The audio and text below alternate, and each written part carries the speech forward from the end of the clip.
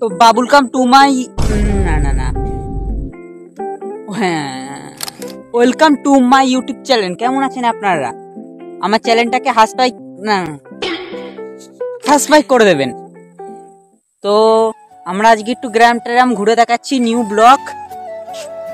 আজকের ব্লগটা মস্তদার হতে চলেছে।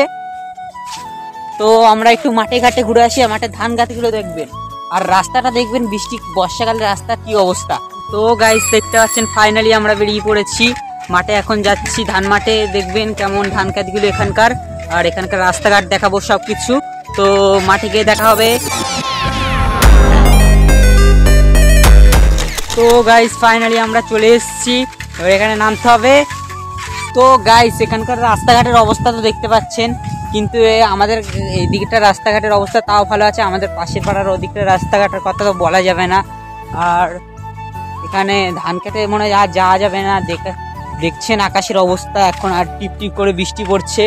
ব্লগ শুরু করতে আজকের ব্লগ মনে হয় বেশি লম্বা করা যাবে না। তো এদিকে আমাদের গ্রামেরই একটা ভুট্টা বাগান এদিকে দেখতে পাচ্ছেন।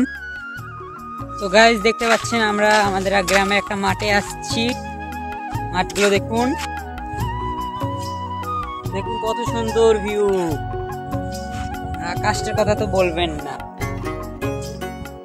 আকাশ পুরোটাই মেঘলা, এখনই বৃষ্টি শুরু হবে। তো গাইস আপনারা ব্যাকগ্রাউন্ড এখানে দেখতে পাচ্ছেন কিরকম, আর চ্যানেলটাতে নতুন হয়েছে, চ্যানেলটা সাবস্ক্রাইব করে দিন, আর ঘন্টাতে জোরে থাপড়ে লাইক করে দিন, বুঝলেন? তো এখানে ব্যাকগ্রাউন্ড তেমন ভালো নয়। আর ওই পারে বলছিলাম যে ধান ক্ষেত দেখাতে যাবো, ধান ক্ষেত আজকে দুর্ভাগ্য যে দেখানো হবে না। আর আজকে এখানেই মনে হয় শেষ করতে হবে। তো একজন দাদা হচ্ছে আমি এই চ্যানেলে অ্যাকচুয়ালি ব্লগ বানাতাম না, এখন বানানো শুরু করেছি। তো এর আগে যে একটা রাবণ নামে শর্ট ফিল্ম ছেড়েছিলাম, ওটাতে একটা দাদা কমেন্ট করেছে।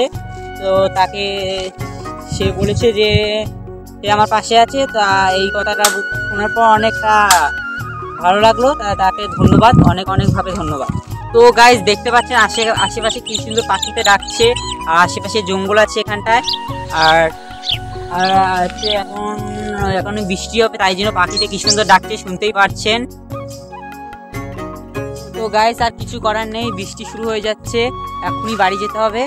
তো টাটা বাই বাই।